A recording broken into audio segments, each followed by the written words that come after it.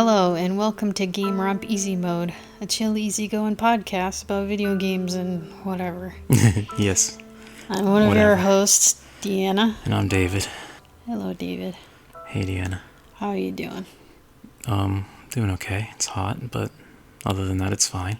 We're trying to keep the audio quality good, so we'll turn the AC off. We'll survive for however long this takes. So, before we get into, I guess, the games we've been playing this past week, I kind of want to ask you just some basic questions about a news topic that's been coming around this last weekend or so. Oh, okay. How much do you know about the GTA6 fiasco lately? Fiasco? Well, I know that it's going to be expensive, I guess. And is that all you know? And that developers are trying to not, release around the same time. And that's all? I think that's it. Okay. Now, my question is going to be a little... We usually have just digital games at this point. Oh, yes. I think I know the other thing. That the case is just a download code. Yeah. Yeah. So, that seems weird. Why is that weird? This is a practice that's been going on for a while. It is weird. It's dumb, but some people just want a case. Yeah, but usually people want a case with a CD in it, right? Yeah, but... So selling a case without a CD, what the fuck is the point? You could just make gift cards for that. Yeah, I agree. I think where I lean is why are they even bothering at this point? Just don't save the transport costs, save all that plastic, and just stop this shit. Yeah, that's my idea. Is what the fuck is the point? Now, my other thing was that because we're almost exclusively PC gamers, we've been so used to not having any physical stuff. We don't own, quote unquote, any of the games that we basically play. Well, besides on Steam, but yes. Yeah, but they can take those away from you at any point. True, maybe. So we're kind of used to this, but it is weird. Yeah, why would you waste all that plastic, like you said, the transportation, for a fucking download code? Because people still want the case. I don't think people want the case without a CD. That's what they want, is the fucking CD. People still buy this shit. I mean, I guess we'll see, but... It's just baffling to me why you would have a physical copy that doesn't have a physical copy. It's... it was one thing when they took our manuals away, and some games took maps away, or something like that. Although those were specific types of games. But to sell a case without a CD... I mean, yeah. Also, that kind of screws off anyone in a... I mean, it can also happen here in America, of course.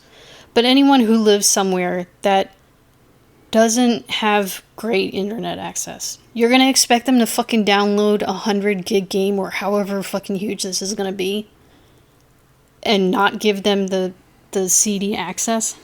I guess when the way I look at it is modern games are so different in that they're always being updated anyways. I guess you could say, oh, you should still be able to play your version 1.0 game no matter what. And sure, I can see the argument there. But I'm of the mind that anytime you install a game, even if less so on Steam because it kind of does the process automatically, but whenever you install a game, you have to go through and get it updated too. So yeah, but pushing an update to fix bugs or something is probably still realistic in a lot of the world's internet access. I mean, it depends on what kind of updates they're doing, especially if they're adding content. It depends, but do you think that's going to come out to the main part of the game that's going to be... I mean, fucking Call of Duty games or some shit. Modern Warfare can be fucking 200 plus gigs for the base game. People can't handle that on their internet. Even we're lucky because... I mean, we are lucky because we have such a high amount that we can use. But most people don't have that access, or they have a shitty internet, and a 100 gig game is going to take them fucking 4 days to download or something. I mean, I don't know what you want me to tell you here, but to me it just seems like if you're playing the most modern games, like a GTA or a super heavy Call of Duty game, you're probably going to have internet and you're just going to have to deal with it. I don't know. It's just fucking weird to me. I think it's dumb, but at the same time, it's not something I would get too upset about personally, because it's part of the new internet landscape. Like, we're downloading and updating and streaming so much nowadays. If you don't have a system or need the internet to do that, then like your whole entertainment system today is just kind of outdated, and you're having a tough time of it anyways. So is Rockstar or any other game dev going to be like, oh, we're going to custom tune our install process for the 10% that need this help? I don't know. I agree it's I don't dumb, know. It just sucks eh. for like anyone from a country that's not, as advanced, I guess. And we're not even as advanced as some I guess it's hard for Europeans. me to care too much because there's so many other things to worry about, like even just hardware. Like I might need new RAM someday, and that's going to be a freaking pain in the ass. Or a new computer. Like news about that too. And there was a new article I saw that like the PlayStation 6 is rumored to be like $1,000, and even then they would still be selling it at a loss because everything's so expensive. We're just in a really shitty time for technology to begin with, but like at least for internet wise, like we have semi-fast internet, but we also don't have the fastest. Like, it can take a while to download stuff. It's not uncommon for me to like, okay, I'm gonna install this game. Now imagine you're in any country below south of the border. Okay, sure. I mean, you're fucked. You're never getting it. I don't know. Like, am I gonna worry about that for GTA? I don't care. I just feel bad for some gamers that, I don't know, got unlucky wherever they are. That's assuming the game even sells there, and how much it's going to cost there, and who's just going to pirate it anyways. Like, I don't know. It feels like you're not wrong, but at the same time, I think there's other things I would worry about first. And I think my biggest pet peeve about this whole thing is just they shouldn't even... I guess we're going in two different directions, where I think they shouldn't even do it to begin with. They shouldn't even sell physical games anymore. Oh, no, I'm agreeing on you there, because it's just but that would screw over those people that you're worried about. Like, no, it wouldn't, because they're not getting anything from the physical copy anyways. They're getting a download code that's literally... they could just get it on the internet. You were just saying, oh no, this person in South America isn't going to be able to play GTA on launch day, but like if they didn't sell the physical game anyway, which is what I think they should be doing, they're not going to be getting it either. They're not selling a physical game. That's the thing. Yeah, but you were just talking about how if they're going to be putting out the case, they should be having like a CD or whatever. But like, well, what I'm saying is they could sell a physical copy if they gave a fucking CD. If you're selling a quote unquote physical copy and it's just a download code, that's not a fucking physical copy. Are you seeing what I'm saying? Yeah. And I agree. They shouldn't sell it to begin with. That's what I'm saying. I don't care. So don't sell a physical copy. But for those that don't have crazy internet, they should be selling them an actual physical copy, not this fake shit. Okay, that's what you're saying. Yes. Where I'm saying I don't care. They just should not be selling physical copies anyways. Yeah. Okay, fine. I don't know why communicating this idea is so hard, but I think it's also just a thing that like it literally does not affect us, so it's kind of hard to care either way, and it's weird to just spend time arguing it. I guess, but I don't know. This is like old man yelling at clouds. It literally does not affect us. It's going to affect some other people. That's going to be for them to deal with. I can barely fucking take care of my own system and shit. I'm sorry. I'm not going to I guess it's just waste mental energy on this. I don't know. Maybe it's weird to want to argue on something that's not politics. I don't like arguing. It's stressful and annoying. But that's my opinion. So what do you think about the price point? And the ultimate versus quote-unquote standard version? I think I hate standard versus ultimate versions, digital deluxe, all that crap. I hate that. I wish it would just be one thing. Sell your game at $60 and everyone gets the same game. But that's just not the way the modern gaming market is anymore. So agreed. It's one of those things where I can't it's But I like think it's like they're taking this standard versus ultimate edition to the extreme, where it's like now if you buy a standard version, 5 of the shops are just going to be closed.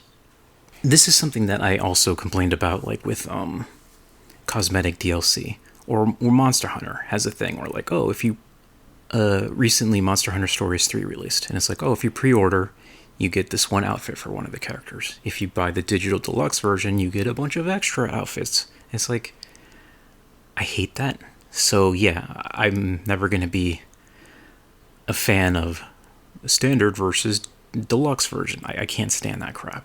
But people support it. People buy these things. They buy amiibos. They buy all this stuff. And I guess it's just one way for game companies to be like, $60 isn't enough, so we have to do this other stuff. But every time they do that, it's stuff that's in the game that is basically just either taken out of the game, or you could pretend it was never in the game to begin with. But like, especially for a lot of the pre-order stuff, like if they're showing DLC, oh look, if you buy the digital deluxe version, you get all this extra stuff. This is stuff they made ahead of time and could be in the base game, instead of like, oh, get this cool outfit for so and so if you pay the $10 or $20 for the deluxe version, instead of like, oh, find this cool outfit for so and so in this mystical cave or whatever in the game. I've been over that like many times. So yeah, I hate that kind of thing. It seems weird to me that like, okay, cosmetics, like, oh, buy this and you get a special outfit for this one character. That's already weird because of the reasons you listed. But now imagine you're buying and playing a single player game. But if you don't hook up the like extra $20 to get the ultimate edition for $100 total, now there's going to be like 5 to 10 shops that are just like closed down. Like, oh, you can't access I don't know, the blacksmith or something. That's even more fucking weird, isn't it?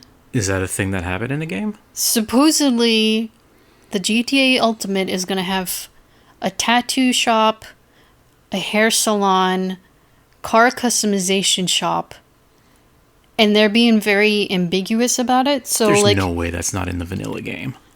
I don't know. Some people are trying to figure out, does this mean the whole shop is going to be closed down in the standard version? Or is it you can go to the store and some of the items won't be accessible? I can't believe that would be the case, but I don't know. I don't know. Apparently, one of the things included in the Ultimate, not standard version, is some kind of like gang hideout thing. Are they going to have now missions that you can't access because you didn't pay up an extra $20? I mean, technically, yeah. Monster Hunter Stories 3 had that, where it's like, oh, if you buy the digital deluxe, you gain access to the DLC quest line or something. And you could just buy the DLC quest line later. But, like, again, this is just a paying for... It's hard to say, because if it's quest line stuff, if it's like, this is new content, like, we're going to give you like 5 hours of new story, new dialogue, new rewards, new outfits, new weapons, whatever. All that's like a package, then fine. But if it's just like pay $5 to access a store, that's weird. But like I can't imagine that would be the case, because GTA has had cosmetic stores, I'm pretty sure, since 4. I know 5 had it for sure. You can go to the barber, and like, and Red Dead had that too. You can go to the barber and just change your hair or whatever. I don't know. Again, people are trying to figure out, are they literally going to have the store and it's just going to be closed? Is it only going to be that one particular tattoo store with special items, but there's other regular standard stores? The only way I could see it is if it's like a custom artist. Like, oh, this is famous tattoo artist Giuliano the Caprio or whatever the fuck his name is, and like, this guy, he's an artist, he gave us this stuff, and the only way you can access his tattoo shop and his special art is with the DLC. But that still would be stupid, honestly. I don't know. We clearly don't have enough information on that, so it's one of those things where I'm like, well, I guess we'll see what happens. This is also a game that we're probably never going to play until we upgrade our computers, which will probably never happen. So. Yeah, so who knows? Yeah, I mean, PC gamers aren't getting this game for probably years, so it doesn't impact us, but it's still weird. I don't know. I was just kind of curious about some of your views. Okay, fair enough. Hopefully that wasn't too angry. Time to go back to chill mode. Maybe. Okay. Let's talk about the bug game. The bug game. Yeah.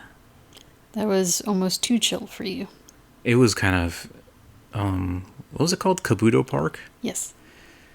So you play as this little girl and you catch bugs and you fight your bugs against other kids with bugs. Yep. That's pretty much it. We played it all in about 2 hours. It was literally timed on OBS. Wow. Yeah, it's a very small indie game. Yes, and it was adorable and it was cute and it did its job. Yeah. I didn't think I would like it as much as I ended up liking it, I guess. Yeah, you were pretty blit in the beginning.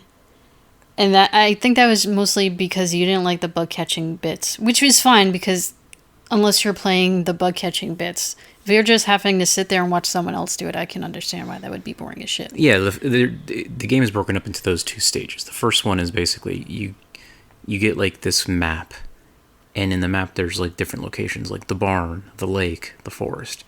You click on one of those, and it takes you to another JPEG. Oh, this is a JPEG of the barn, and then there's like 4 spots you can click on. That seems very mean to say it as the JPEG of a barn. Well, I mean, it's not like you're not controlling a character walking through the area. You're just looking at a picture of it. And the little picture has like 4 little spots that you can click or whatever. And then you click on one of the spots and it shows your character like there on the map. But you're not like walking there. You're not using WASD or a joypad or anything. It's just the character appears there and then like a little bar shows up. Right? Yep, it's like a point and click adventure almost. Yeah, and the bar is like, imagine like a fishing mini game or a golf mini game where like you got the big bar and like your little thing goes like left and right and you have to get your cursor right at the green spot. Yeah, and then you catch the bug or you miss, whatever. So you do that like depending on how upgraded you are, you get a couple chances to do that, and that's how you get your bugs. Then the bugs come with their own stats, their own information panel of what kind of bug they are, and are they a beetle or a flying bug or something. Yeah. And each bug has their stats of strength, defense, and energy. And then each bug comes with their own 3 types of bug cards, which have different abilities or stats or what have you. And this is where where I realized that, oh, this is like a card battling game. Yep. So the bugs that you're catching have their stats, but you can almost think of them as like a deck of 3 cards. So you have to think about the 3 bugs you're getting and the 3 cards that they have, and make a synergy between the 9 cards in total. And that's where the fun really starts for me. Like, oh, this bug's cards can help with this bug's cards to do this, and this bug is really defensive, but this one has a lot of energy, so you can use more cards, and like, that's where it became fun. Because then when you go into the battles, it's kind of like you have your 3 bugs and they're lined up, and they're just like pushing at each other automatically. That takes into account the bug's total stats of their attack and the defense. The more attack they have, the better they push. The more defense they have, the more they resist pushing. You don't really do much there. They're just pushing back and forth. But what you have influence on is the cards. So you get like your 3 cards that get drawn from your deck of 9 from the bugs you have. And that's where it becomes interesting. Like, oh, this card costs this much energy, but it does this. It can like increase your defense or increases your party's attack, or maybe it pushes the other bugs away, or that causes a debuff.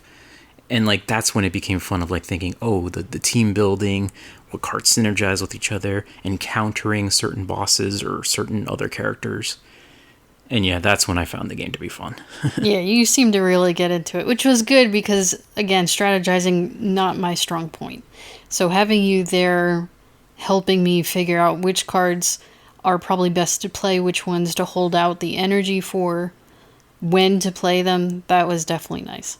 So we played together. There was definitely some OP bugs. Yeah, the praying mantis was really good at the end. It was the what's it called? An orchid mantis? Not the regular mantis, not the green one, but like the flowery one. Orchid, yeah. That would steal the other players' or enemy team's buffs, and that was incredibly strong. And the final boss of the game basically had one of those too. We had been using a team where we would just focus on building up attack and defense, like the stats, permanent buffs. Like, oh, some of the buffs are cheap to cost and they last for like 10 seconds or whatever. The other ones take more to cost, but they last for the rest of the fight. So we were just like building up and building up, start slow, build up strong. But then the mantis that girl had and literally just like steal those permanent buffs. So we're like, oh, back to the drawing board. Had to go think, well, let's get one of those too so we could steal it back if it need be. And then that's how we finally beat the game. Like just, thinking and countering the other team's decks, basically. So yeah, it was fun. Aside from like the catching part, that was kind of tedious. Yeah, I mean, it wasn't like super engrossful, but it was cute and did its job. I think what I would have liked would have been an option to hire somebody to catch bugs for you. Maybe like when you get your 3rd gym badge or whatever, it's like now you can spend money to pay somebody to go get bugs or something. Because you have to catch the bugs to get the leveling material to level up your bugs. I guess, but the whole thing is that like kids want to go out and catch their own bugs. Oh, but it's so tedious. Oh, poor you. You weren't even the one doing it. I know, and even that was tedious. Now, I'm curious, since you did seem to enjoy this aspect of like battling with cards and stuff, would you ever be curious about ooblets? Because while they're not battling, they are battling with dance moves and stuff. But there are cards, and it's all like that synergy type of thing. I don't know, maybe.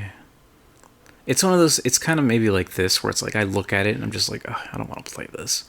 But then like having to watch you play it, after a while I just get into the gameplay and like, okay, you should be doing this.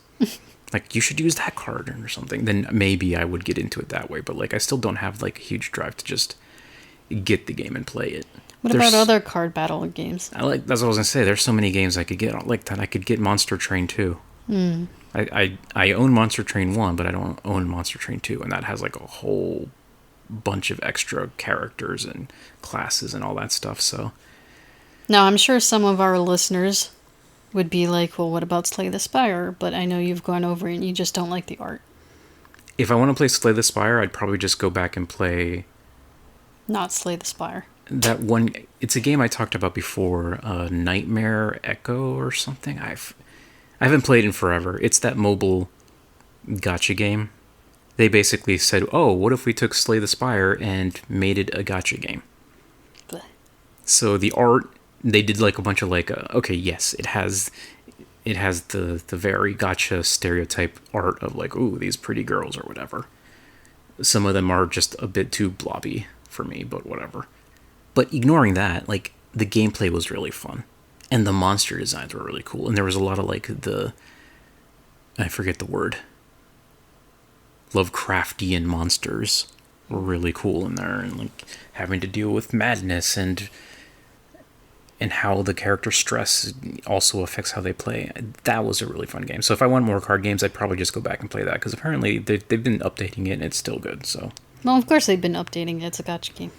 Yeah, I mean, that's kind of the plus side of these games. Speaking of gacha, I guess that'll be a good segue into the other game I've been playing still. Are you doing Genshin in updates again? Yeah, just a quick one, since we're going to be talking about the games we're playing, right? I guess. Yeah, I'm still playing Genshin. I've been going through like the old story stuff that my other account had finished, and it's been fun to just see like, I don't know how often you replay story games or even rewatching a movie, where like the foreshadowing you can catch now. Yeah, I try not to do that, but yes. So yeah, that's another fun aspect of it. It's like, oh, I'm talking to these people, and it's like, oh, they really did think about these story things even way back then. So that's really fun. And I've just been having fun with the team building and stuff, and like planning out, ooh, I got these characters and I want to make this team. Oh, what if I take this character who's normally a healer and just use her as like somebody that does electroshock stuff? And I just love the building and like the theory crafting and like making up crazy team ideas. The one thing I don't like is, again, the gacha system. Not the gacha system itself. I don't really care too much about that. I got more characters than I need. I haven't been spending any of the in-game currency. If they give me free pulls, I'll use them. But I'm not like, I'm going to save these up to buy new characters, because I don't care. I got plenty of characters. And even then, I ended up getting Jean again. I don't know if you remember Jean, but I'm remembering the name, but that's about it. yeah, she's she's the leader of the knights in that first town. Oh, gotcha. She's got the ponytail. She was like my first 5-star that I went crazy for because like she's a good like regular damage character, and when she attacks, she heals. So my other account, she was like my main.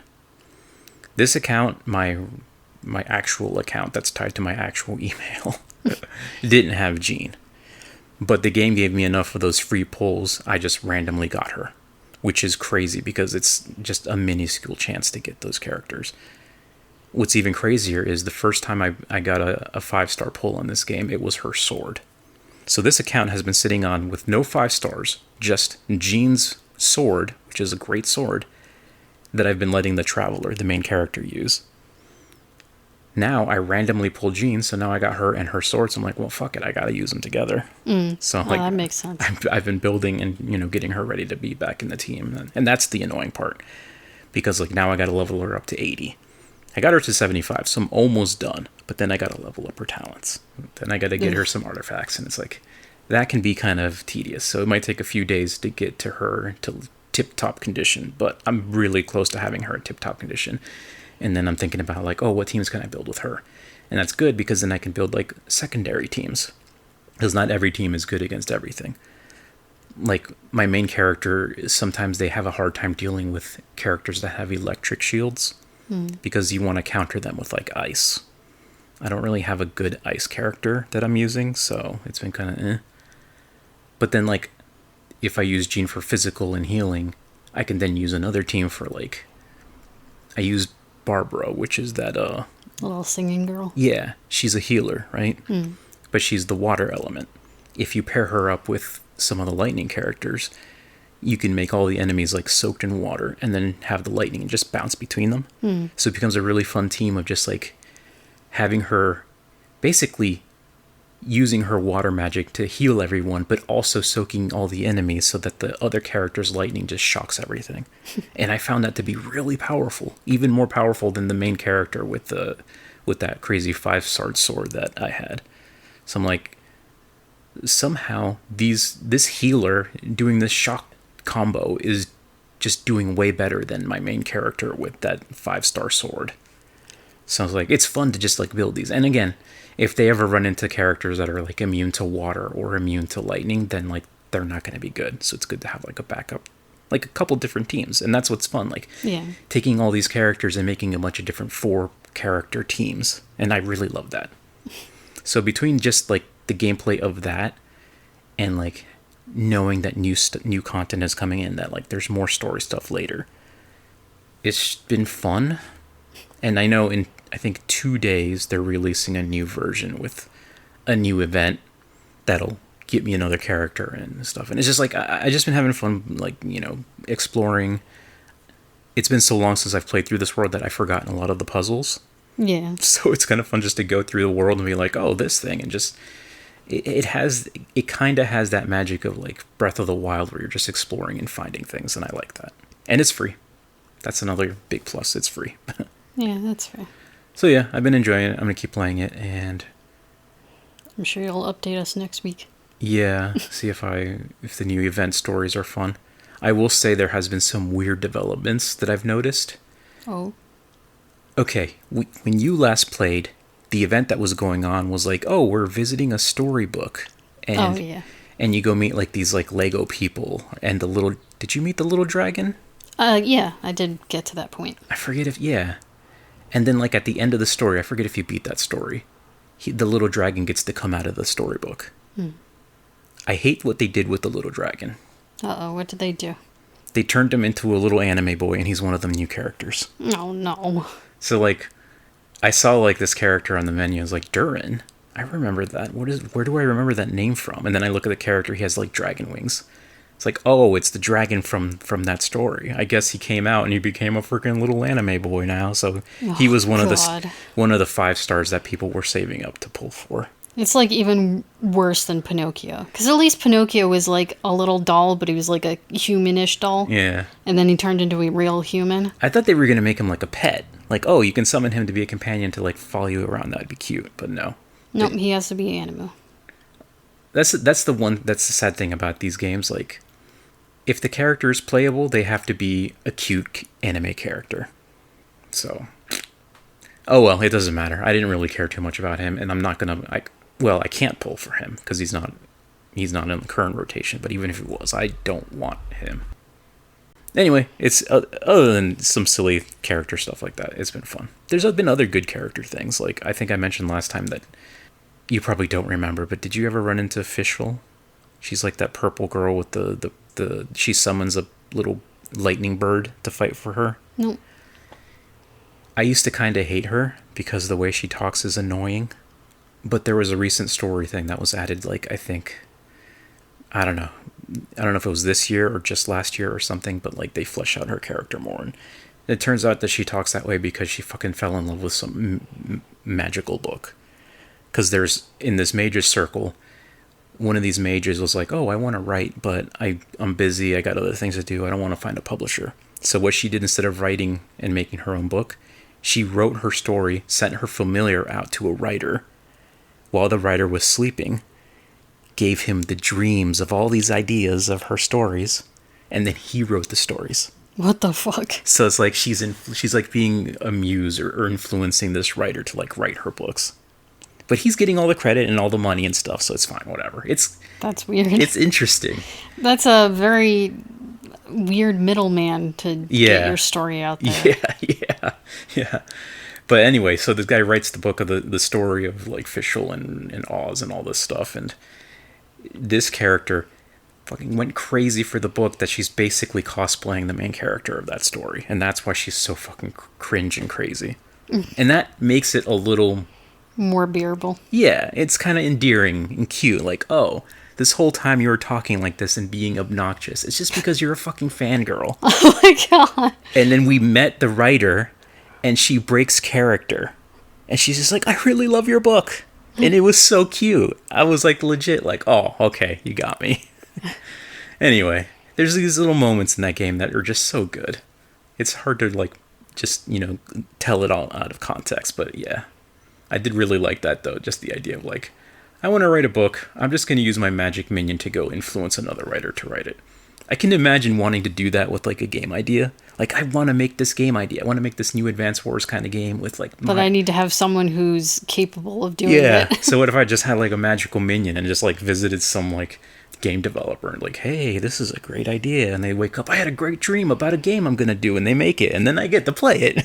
That's basically what she did with her book idea. I mean, I guess, but not having the money kind of sucks. Well, she's like a big mage. She doesn't need the money. But still, it was funny. Anyway, that's enough of Genshin. We can move on to, I guess, your other obsession. Yeah, I guess, I mean, it probably won't last too much longer past this week, maybe. Really? I don't... Interesting. You know how I go through my ups and downs really fucking quick. But I finally splurged and waited until it was on sale again. Which was also funny because I was like, oh man, this game has not been on sale. I haven't gotten an update for it being on sale. So I went back to Cheap Shark, where you can put in your email and say, like, if it goes down below this price, blah, blah, blah, send me an email about it. So I put it at like 1 penny under its normal price just to see any time it went on sale. Yeah. Then, probably like half an hour later, I opened up Steam. The Steam summer sale had just started for us. And I saw that like, oh, it's on sale for the $13. So I bought it, and it's Project Zomboid. And I finally got it. I've been looking at that for fucking ages, and I finally got it. But I bring up the Cheap Shark because it was later that same night that I finally got the email saying, oh, this is going on sale. So it was funny that morning. I was like, tell me when it's on sale. I saw it on sale. I bought it, and then I got the email about it.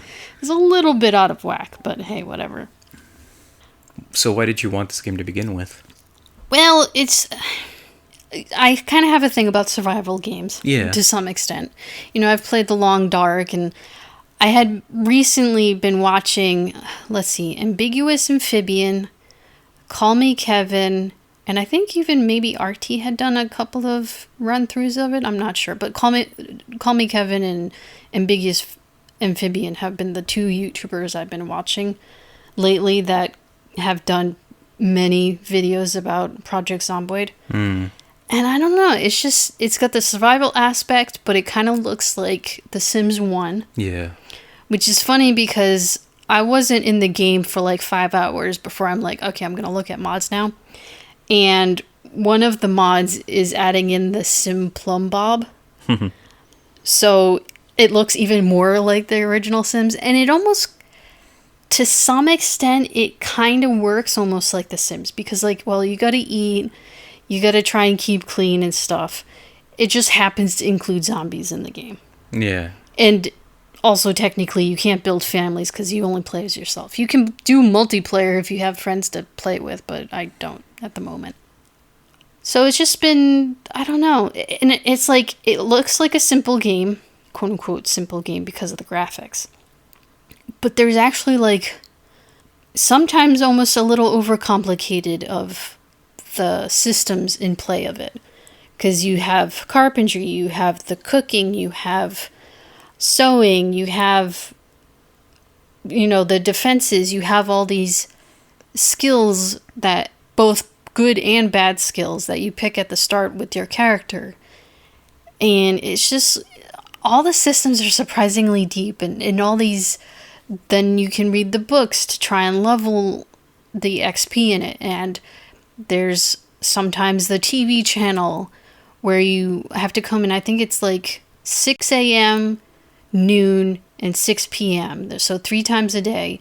I'm still trying to get used to all the systems and even like the button combinations and stuff. And I'm starting to get used to the combination of Shift and E to close the curtain instead of having to right click and hit it.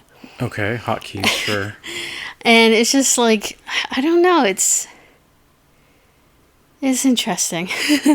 I don't know how else to put it because I'm not very good at like going through and making a full-blown story out of it, but that's kind of like why I enjoy watching Ambiguous Amphibian about it, because he's very good at making a storyline out of it, even when he's like playing RimWorld or some other game.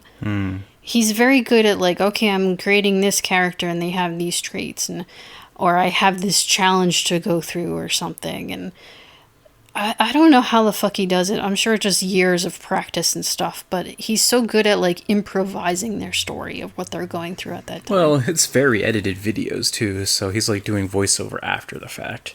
Yeah, it's true. It's hard though, because like sometimes it does sound like he's putting in the story afterwards, but sometimes it also feels like he's doing it while he's playing, and I can't tell which one's which. I don't know if he could figure out the audio where he actually does both, maybe?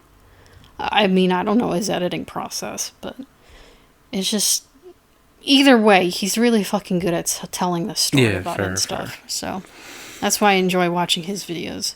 Sometimes it is more fun to watch people play games like this than to play it yourself. Yeah, because boy, am I not good at it at all yet. Well, but it would be curious too to like actually create myself in the game and be like, okay, how long could I survive as myself? And it's probably going to be like 2 days. Well, I randomize the characters. They have all these traits that I don't have in real life. Oh, gotcha. Okay. Yeah, so. On the plus side, yes, creating a random character, other than like picking out their traits that maybe I think would mesh well with how I play the game generally, I just randomize the character. It doesn't matter what they look like, so. And it gives you like an incentive to try new things every new playthrough. Yeah, it's kind of like a roguelike where you die a lot, you start new, and it's just kind of a fun loop. But it's also funny because then I end up, I go in with the idea of doing a certain, say, tactic or whatever from all the videos and Reddit threads where I've learned like, oh, if you're new to the game, try and do these things first.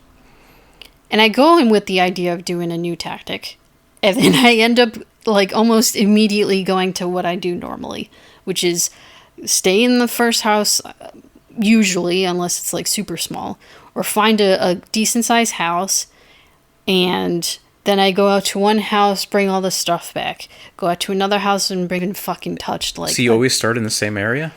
no, well, there's, I think, four different city maps you can start in. And they're always like, oh, Rosebush is the best place for a person to start. So you might start in different houses, but it's generally, I think, in the same residential area. Now, I don't know if I picked like a police officer, if it starts in a police place or something. I've been trying to expand, but there's also this whole game system of getting into a car and like driving around places. But I haven't found any car keys, and even then you're lucky to find one that has like enough health to do things with. Yeah, fair. So there's that whole aspect of the game I haven't even fucking touched yet. It kind of makes me think of like in The Long Dark, where I always run into the trap of like, oh, I found a house and I'm just going to stay here. And like, I don't see most of the map because I'm just like hanging out in the house and, surviving. Yeah, that's kind of what I end up doing. And I'm like, I got to work on not doing that, or at least for some of the games so that I can go out there and explore. Because there's this whole thing. There's like people, obviously they create their own challenges. Like, one of the YouTubers from earlier, I was just watching his video last night as I was falling asleep about he flooded the whole world, basically. So in order to get from one house to another, he had to build wooden tiles. But to get the wood for those tiles, he had to like disassemble the wood tiles in his house first. And then he could use that to get to the next house and defeat all those zombies. And then take all the wood from that house and get to the next house. And I was like, oh my god, the challenges these people fucking do, and I'm like, I can't even handle the real game on easy mode. Well, these are the kind of people that play the game for like 1,000 hours. I mean, yeah, it'll take me a while to get to that. It's kind of like when I play Fallout 4, and I just turn on a bunch of mods for like survival and low inventory stuff. Like, oh, you're not going to find a bunch of bullets, because if I just play the game normally, like, it'll just usually go, oh, I got the 10mm, then I got the sniper rifle, then I got the assault rifle. But with like, when you don't have ammo for anything, you have to like think outside the box and do different things. Oh, maybe I have to use this knife. So I assume once people get really good with Project Zomboid, they find like it kind of boring because like, oh, I'm just so good at it. So they have those challenges or mods to make the things challenging. I bet you there's a bunch of difficulty mods. Yeah, definitely. And it's just, I don't know. It's crazy, but it's good, and I don't know. Yeah, it's funny. I look forward to it, but... Yeah, I definitely notice you've been looking at mods a lot. You're kind of falling into that Skyrim trap. Like, I fucking love mods, what can I say? You're looking at the mods more than you're playing the game. Yeah, because it's almost like going shopping, almost, but it's free. Yeah. That's kind of how I feel with, like, looking at build ideas and team comps for, like, Genshin or other games. Like, oh, you can put these two characters and they have this interaction, which is kind of fun. Or even like me thinking outside the box in game. I thought like, oh, I use this character to do this. I'm going to go on YouTube and see if anyone's done that. And sometimes yes, and sometimes they haven't. And it's like, then if they haven't and you're testing it out yourself, you're just going to have to spend a lot of time and resources to, do the testing yourself. But it's fun either way. But then sometimes also the mods will do like quality of life stuff. Like in the base game, there's like an absolute shit ton of kitchen tools. And some of the kitchen tools you actually have to use to make some of the food. So, okay, take for instance, I'm in a kitchen in my starting home or a different home, it doesn't matter. And in the freezer, there's like hamburger meat, right? So for me, my thought process is, well, I'm going to take hamburger meat, I'm going to flatten into a hamburger, and I'm going to put that on the frying pan, right? To cook it, and then I can put that on the hamburger buns and add onions, lettuce, cheese, whatever ingredients happen to be in the fridge. But for some reason, the frying pan can only be used to make stir fries that I'm aware of right now. So what would you do with the hamburger meat if you can't use a frying pan, because that just turns into stir fry? Hamburger patties? Well, it's kind of like already... Okay. In order to make a hamburger, with the hamburger patties, I just put the hamburgers in the oven. And I turn on the oven and it cooks them. But, like, apparently now I'm not using a utensil to make them. I'm not putting them on a baking tray. It makes it seem like I'm putting them straight on the grill in the thing. And that doesn't make any fucking sense to me. But that's how you cook the hamburger patties. You just stuff it in the oven with nothing else. In an oven? That's crazy. Yeah. So I'm guessing there's mods to make cooking better, basically, is what you're saying. I think I haven't yet tested it, but my hope is that it will show me what foods that I have access to and what cooking utensils go with it. Or what cooking utensils do I have to use first with a specific food. Like, it's just, my brain works in a certain way, and these systems are working in completely different ways. Some of the foods you start with the utensils, some of the foods you start with the food. And I don't know why. That sounds complicated and weird. Yeah, so I'm hoping the mod for cooking will change how it looks on screen, so it makes more sense to me. Yeah, that's fair. Cooking in games is always tricky. Like, even in, like, Skyrim or Stardew Valley, like, sometimes when you're making things, it doesn't make a lot of sense. But then, like, it just becomes a question of how tedious do you want cooking to be. Because in some games, for example, you take wheat, and then you take raw beef, and then congratulations, you made a hamburger. Or in some games, it's like, oh, you got to take that wheat, and then you got to, grind it down, and then you got to make flour, and then you got to add water. That gives you the dough, then you make the bread, and then you take the bread to the knife thing to slice it in. And it's just how crazy do you want to get with it? And it just depends, right? Everyone has their preference of how crazy they want to go with this stuff. Yeah, and, like, I also don't understand, like, how much on the back end is, like, trying to figure out, like, programming. Like, okay, if I take the bread and I right-click it, if there's a knife nearby, then I can take it and make slices out of it and make PBs and Js and stuff. That makes sense. But if I go to the knife and I right-click it, there's no option to interact with the bread to slice it from that direction, Yeah. So it's like, it obviously would be nicer, I think, in my mind, to have it go both ways in case you don't know what you want to make or what you can make. But on the back end, is that even possible to program? I don't fucking know. I'm sure it is, but maybe that's just not in their capabilities right yet. I mean, I don't know what this team is made up of, so who knows? Yeah, and again, it's also just how many steps do you want to do to make certain things, and yeah, so right now I've been surviving off of mostly just randomly cooked meats with nothing else added on, or I make PB&Js because at least I remember that recipe, or slicing the salami and putting that on bread or something, so I don't know, it's just getting used to the systems, and it's complicated. Yeah. And then that's just for cooking, never mind fucking carpentry. I don't know how the fuck that works anymore, so... And then there's metalworking, there's whittling, there's pottery, there's probably armor stuff. I don't know if that would fall under metalworking, and it's like, oh my god. But hey, for $13, I'm gonna get my fucking money out of it, so I'm not gonna complain. Yeah, there you go. Seems like a fun game for people who are into that kind of thing. Yeah, if you're insane like me. I like survival games, but I think... I don't know. Part of me thinks that game looks fun, and the other part of me thinks it looks tedious. Well, but, you could always try it for a little bit, so... Yeah, you always say that, but that's not going to happen. Whatever. You're just going to play the same Monster Hunter for 1,000 hours more.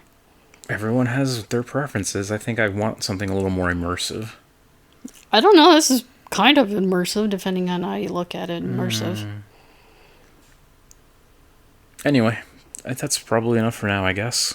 Yeah, I haven't really been playing anything else. I have to get back into Dragon Quest to finish that. Yeah, I mean, we could talk about Final Fantasy VII, but I think we could leave that for next time. Yeah, we should get a little bit further. Yeah, because I would love to have your opinions on stuff. So, yeah, I guess that's enough for now. We'll leave it here so I can go turn on the AC before I die. Yeah, it's a little excessive. And it's only going to get worse from here on out for us. This week is brutal. We'll see you guys next week, and hopefully we haven't melted before then. Okay. Bye bye. Bye.